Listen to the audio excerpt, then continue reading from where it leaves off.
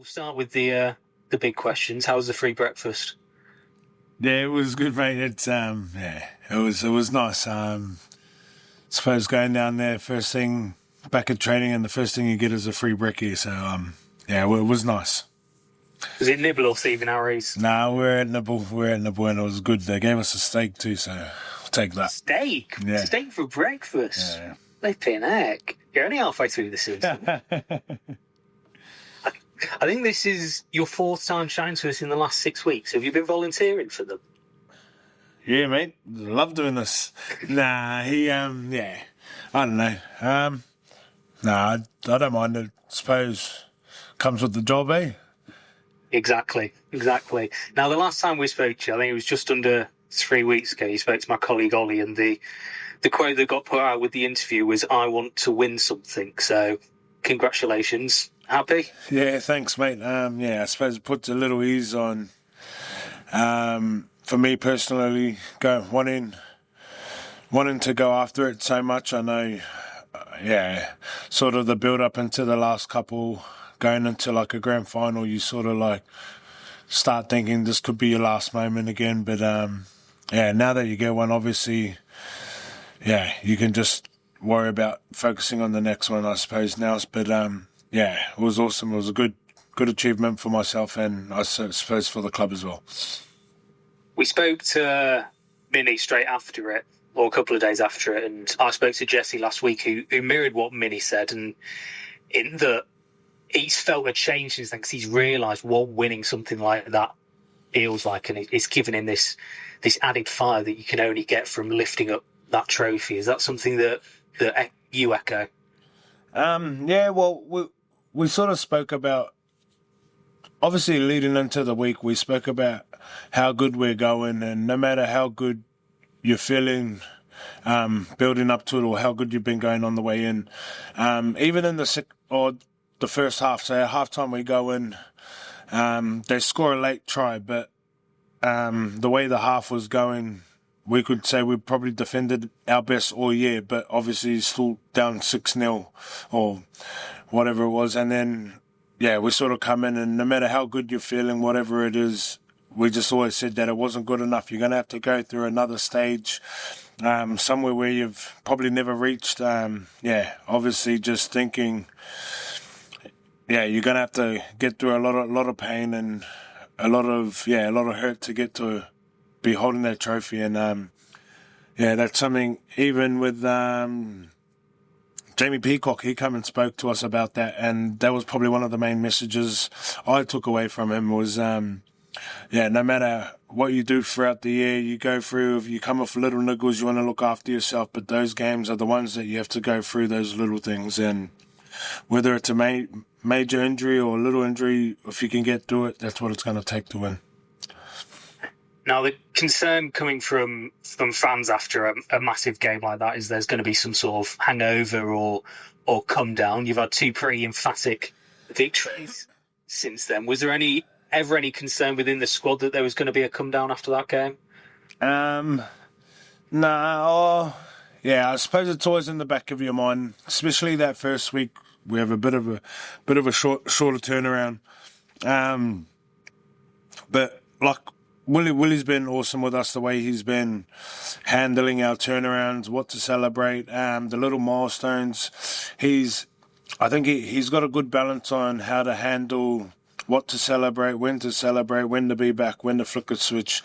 And I think that's a big part of the culture he's been bringing into us, is celebrating things. No matter how big or small the occasion is, it could be a little error we've forced from the team, or a little, just a little thing like that. He wants us to celebrate that on the field, and then obviously a Challenge Cup thing might obviously a lot bigger, but you go and celebrate that. But he knew how to get us back and obviously turn around and come back and play the Dragons that next week. And the boys, obviously when you've got a coach doing that type of stuff, you want to return the favour for him and turn up that next week. Well, you had something to celebrate at the weekend. I know you don't like talking about your individual form too much, but it was your 23rd try for Hull Cow, which makes it 100 overall in your career. How special was that? Yeah, it was, at the time, So I knew a couple of weeks ago there was a bit of talk around that someone had asked me about it, so it was in the back of my mind. And then obviously playing, I'd just forgotten about it when I had scored it and whatever, and then come off the field, and then I'd realise, oh, the bloody hell, that was my 100. But man, yeah, scoring one, but 100 professional tries is something to hold on to. But it took me a while to get there, but. You weren't walking away from ground with the ball under your arm, were you? Nah. Well, that would have been awesome too, but nah, I didn't. Yeah, coming off that field, I wish I'd known coming off that field. I probably would have tried and asked for it, but nah. Yeah, forgot about it at the time. What do you think has been the key to your form this year?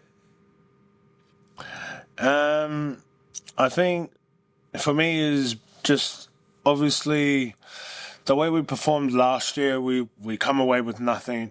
So I think that was a big factor on wanting to turn up and start the year we had, because the way we started the year last year was a bit slow, and the way we that obviously helps you back into the year, makes it so much easier towards the back end. And yeah, so that was sort of the motivation for me to come out and start, and then obviously wanting to win, fall short in the grand final.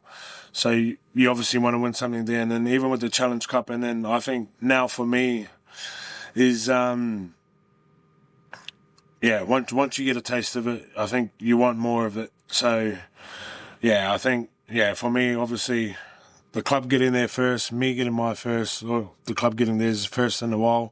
My first one, it'd be good to put another thing next to it, not leaving that alone. So yeah, a bit more motivation there, I suppose.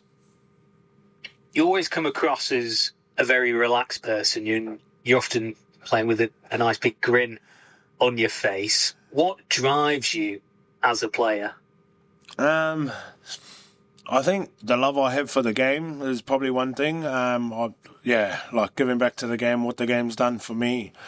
But yeah, I still enjoy playing rugby league. I suppose that's probably one of the biggest things. And then probably just within me, no matter how small or big a situation is, I don't like losing, whether it's just, game of heads or tails, I'd be filthy if I lost. Just those kind of things, I think. Yeah, and then having the love behind it and wanting to win. Like if you lose at a game you love, I suppose there's a bit more emotion into it. And then vice versa, if you win a game that you love, you feel a bit more excitement with it. So, I think those two on its own, drive me a lot with that. Why do you think you fit into a Willie Peters Hull Chaos side so well? That is a good question. I think when I first got here, they were a team that was on the rise. They were building, and what they had built then obviously wasn't where they quite wanted to be. But then being a part of that, and obviously having a preseason a part of with them, you don't want to be the guy that's going to ruin all of that. You don't want to go away with the name saying like, okay, we're on the rise and I've come in here and just took the mickey and just gone back home. I didn't want to be that kind of person with it as well. And I think what Willie, the belief he's put in me, the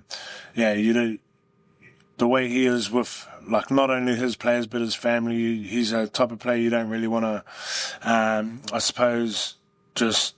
Yeah, like there's a lot of meaning. You know, he's when he's behind you, you've got someone that's going to look after you, and you don't want to let someone like that down.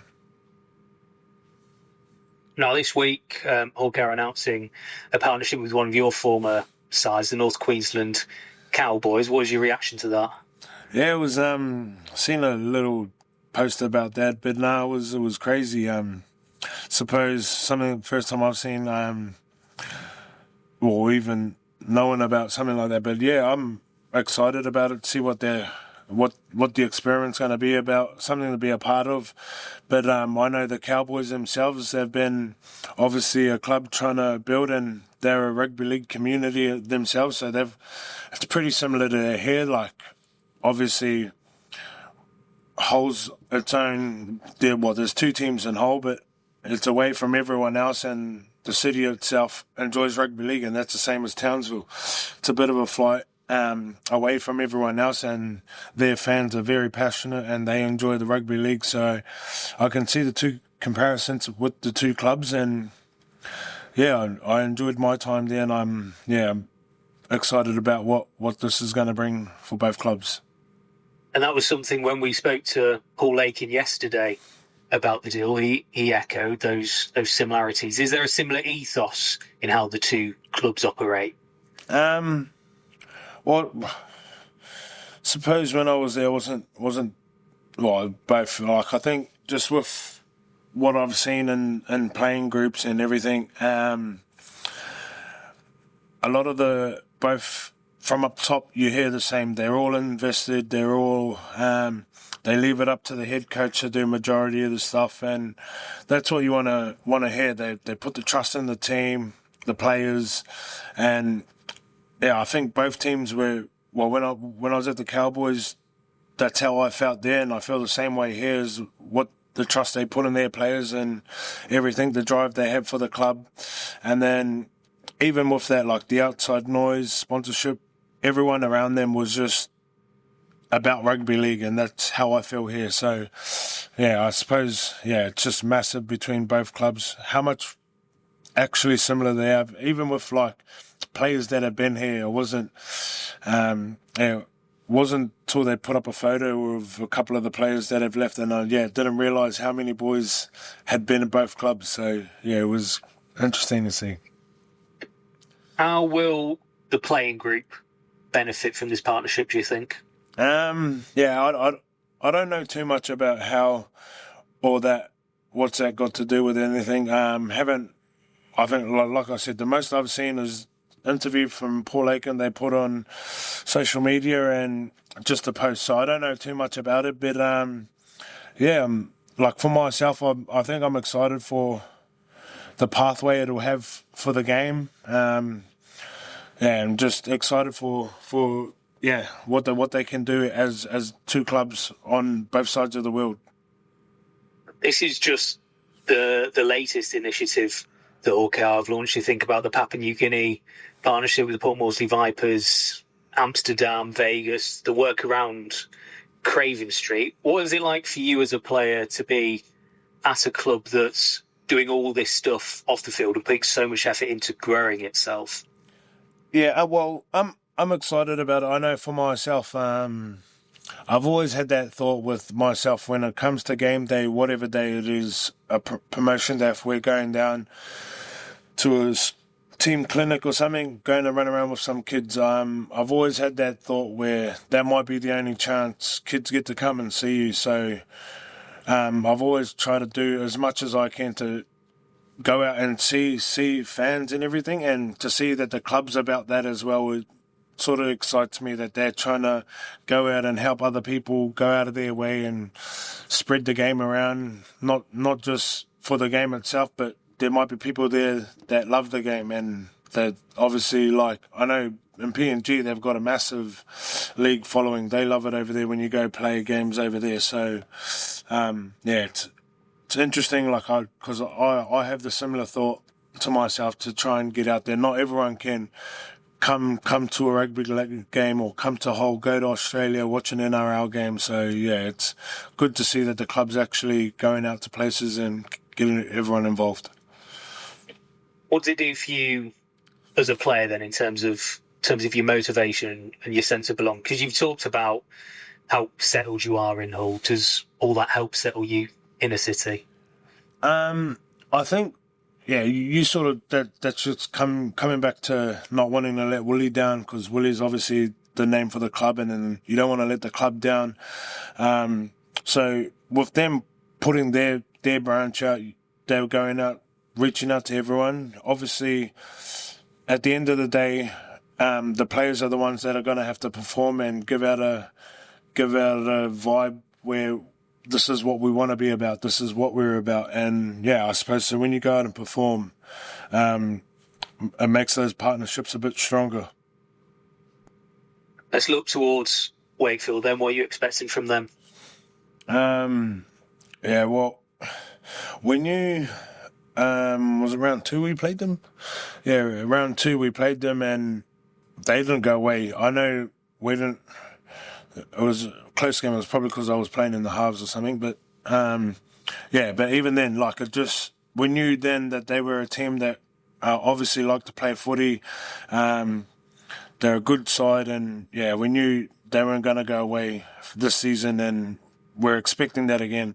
Obviously, they've come off a good win in the weekend against Wigan, and yeah, we're expecting them to perform like that again.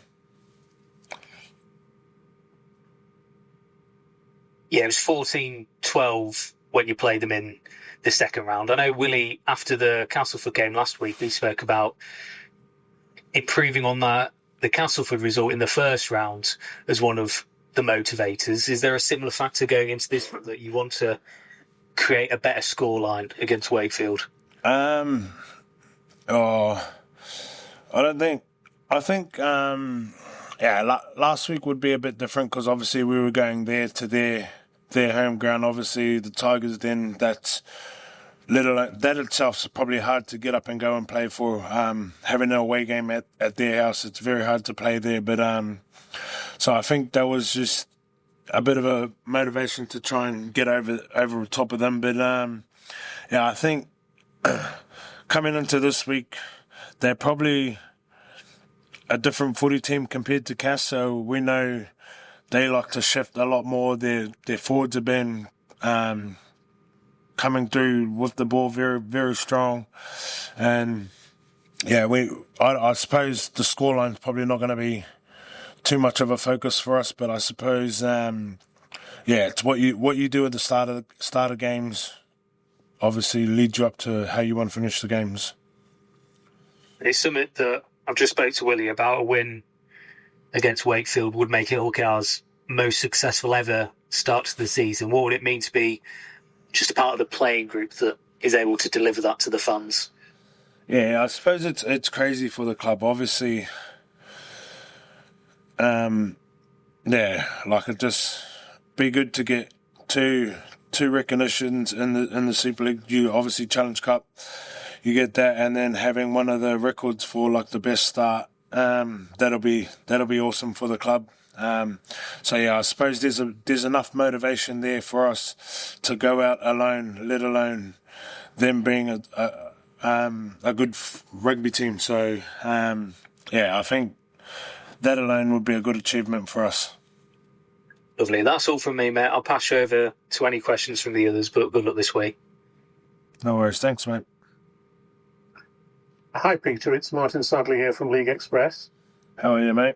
I'm fine. Good to see you, and congratulations on the Challenge Cup win again. But don't leave it so late next time. For that sake.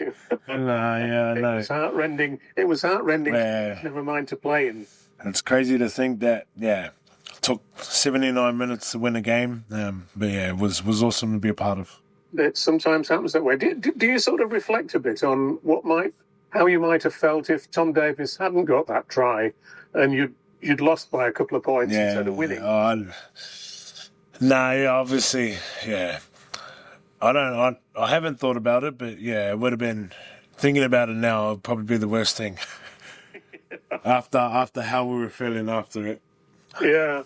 You've said that, winning a trophy is what obviously everybody wants to do who plays the game. And once you win one, it just fuels the desire to win more. And I was just thinking about this season's Pacific Cup competition, because I think you were the only player from Super League last year who played for New Zealand in the Pacific Cup. And I just wondered whether you are hoping to be in the New Zealand squad again this year, obviously, because it looks like being a competition, I think, this year between New Zealand, Samoa and Tonga, which would be really exciting, I think. And New Zealand probably be the favourites, you would imagine, to win it.